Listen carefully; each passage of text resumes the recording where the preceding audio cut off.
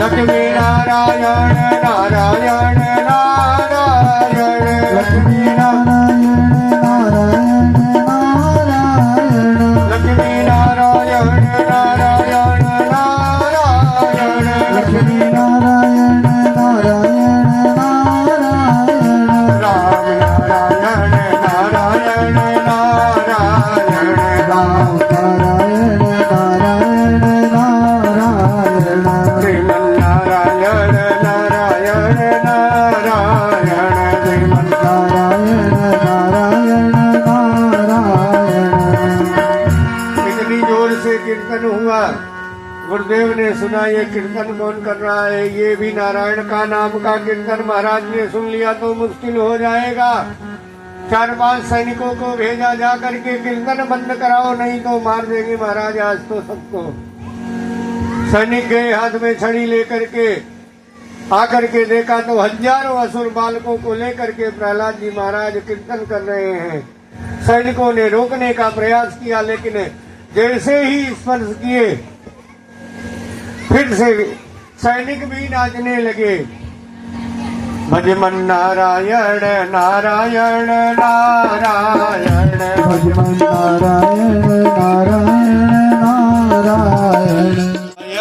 नारायण नारायण नारायण मुक्ति नारायण नारायण नारायण मुक्ति नारायण नारायण नारायण मुक्ति नारायण नारायण नारायण मुक्ति नारायण नारायण नारायण मुक्ति नारायण नारायण नारायण मधुरी नारायण नारायण नारायण मदनी नारायण नारायण नारायण श्रीमन नारायण नारायण नारायण श्रीमन नारायण नारायण नारायण।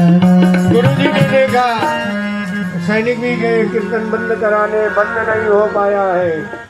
अब गुरु जी भी आ गए बंद कराने के लिए। जैसे ही रोकने का प्रयास किए, गुरु जी भी नाचने लगे और गुरु जी भी गाने लगे।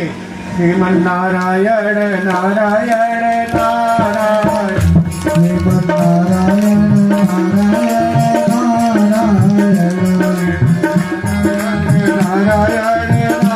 नारायण श्रीमन नारायण नारायण नारायण सत्यनारायण नारायण नारायण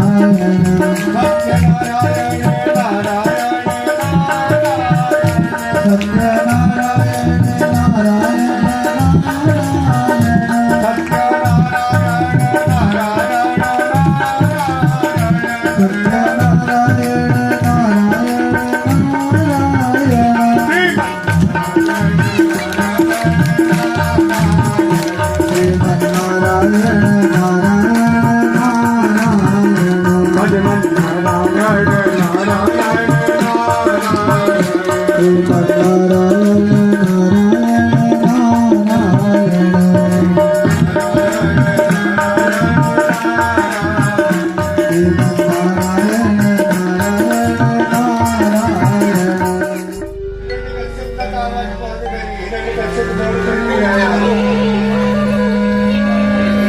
हिरण्यकश्यप भी दौड़ करके आया, रोकने का प्रयास किया। देखा तो सब नाच रहे हैं, गुरु जी भी नाच रहे हैं, सैनिक भी नाच रहे हैं। सुखदेव स्वामी कहते हैं राजन, यदि उस समय हिरण्यकश्यप भी प्रहलाद जी का स्पर्श कर लेता तो हिरण्यकश्यप भी नाचने लगता। हिरण्यकश्यप ने प्रहलाद जी को छुआ नहीं, जोर से जमीन पर मुष्टिका का प्रहार किया है। जैसे ही धम्म की आवाज हुई है, कीर्तन बंद हो गया है। हिरण्यकश्यप ने कहा, क्यों गुरुजी कीर्तन करवा रहे हो? गुरुजी हाथ जोड़ लिए, महाराज आपसे सत्य कहते हैं, हम प्रहलाद को मना करने के लिए आए थे, लेकिन इसको छूते ही ऐसा करंट लगा है कि हम नाचने लगे हैं। महाराज सही में बहुत आनंद आया है। हिरण्यकश्यप एकदम क्रोधित हो गया है। एक तो बच्चों की बुद्धि बिगाड़ते हो और कहते हो कि आनंद आ रहा है। दौड़ करके प्रहलाद जी को पकड़ लिया। हे दुर्विनीत मंदात मन कुल भेद कराधम शब्दम्माच्छासनोद्भूतो निश्चेद्वन्द्यायमक्षयम्। अरे दुर्विनीत मंदात्मन प्रहलाद, मैंने तुझे समझाने का बार बार प्रयास किया, लेकिन तुमने मेरी एक बात भी नहीं सुनी। आज तुझे यमराज के पास जाने से कोई नहीं रोक सकता है। किसने तुझे इतना बड़बोला बनाया है रे? किसने तुझे इतना उद्दंड बनाया है? तुझे तो मैं बाद में निपटूंगा, पहले आज तेरे नारायण से निपट लो। बता तेरा नारायण कहाँ है?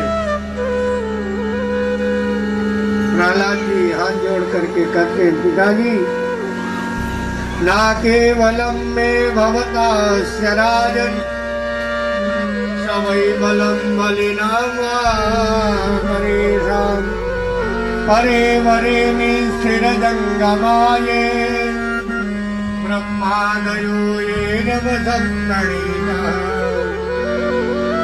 पिताजी नारायण तो सर्व अंतर्यामी है, वो आपके अंदर भी है, मेरे अंदर भी है।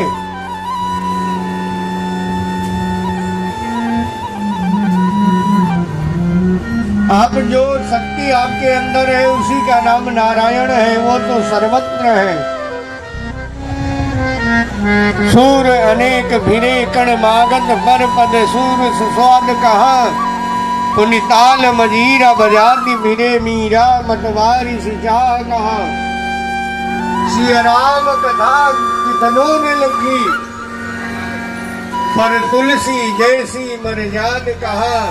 नरसिंह बसे प्रतिखंबन में पर काढ़न को प्रहलाद कहा। नरसिंह तो आज प्रत्येक खंबे में है, लेकिन उनको निकालने के लिए प्रहलाद जैसे भक्त नहीं है। सारी प्रजा स्तब्ध है। प्रहलाद जी ने कहा इस खंबे में भी मेरे नारायण मुझे दिखाई दे रहे हैं।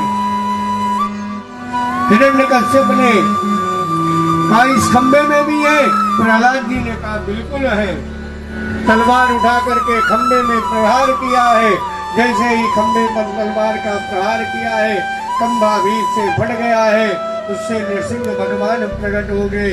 बोलिए नृसिंह भगवान की जय हो। इतनी जोर से शब्द हुम्बारंभ करते हुए प्रकट हुए हैं। बड़े बड़े दांत हैं, बड़े बड़े नाखून हैं। इतनी तेज हुमारंभ किए हैं कि हिरण्यकश्यप भी डर के मारे गिर गया है। सत्यम विधातुम निज भृत्य भाषितम व्याप्तिम जभूते स्वखिलेषु चात्मनः अदृश्यतात्यात्मभूत मुद्वहन् स्तम्भे सभायां न मृगम न मानुषम। सुखदेव स्वामी कहते हैं राजन अपने नन्हे से भक्त प्रहलाद के बात की रक्षा के लिए भगवान नृसिंह अवतार लेकर के आए हैं।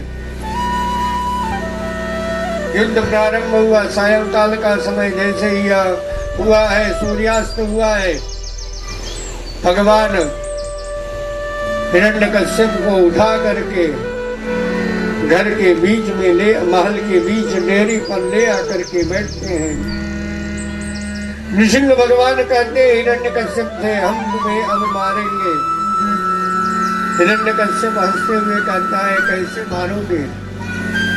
हमें कोई नहीं मार सकता है, ब्रह्मा से वरदान प्राप्त किया है। भगवान ने कहा क्या वरदान मांगा है तुमने? तुमने जितने वरदान मांगा है वो सब हमने पूरा किया है। मैंने पहला वरदान मांगा है न मैं दिन में मरूं न मैं रात में मरूं। भगवान ने कहा तुम ही बताओ दिन है कि रात है? कहा ये तो सायंकाल का समय है, न दिन है न रात है। ये तो गोधूली बेला है, लेकिन आप मुझे मार नहीं सकते हैं। मैंने ब्रह्मा से वरदान मांगा था, न मैं भीतर मरूं न मैं बाहर मरूं। भगवान ने कहा तू ही बता दे कहाँ बैठा है, भीतर है कि बाहर है। बोला मैं तो बीच में बैठा हुआ हूँ, न मैं शस्त्र से मरूं न मैं अस्त्र से मरूं। भगवान ने कहा मैं अपने नाखून से तुझे मारूंगा, न मैं पशु से मरूं न मैं मनुष्य से मरूं। भगवान ने कहा तुझे मैं क्या दिखाई दे रहा हूँ? कहा आप तो न पशु हो न मनुष्य हो, लेकिन फिर भी आप नहीं मार सकते हो। मैंने ब्रह्मा जी से वरदान मांगा है कि 12 महीना में किसी भी महीने में न मरूं। भगवान ने कहा ये पुरुषोत्तम महीना है, ये 13वां महीना है। हिरण्यकश्यप ने कहा मैं जानता नहीं था, नहीं ये भी मांग लेता।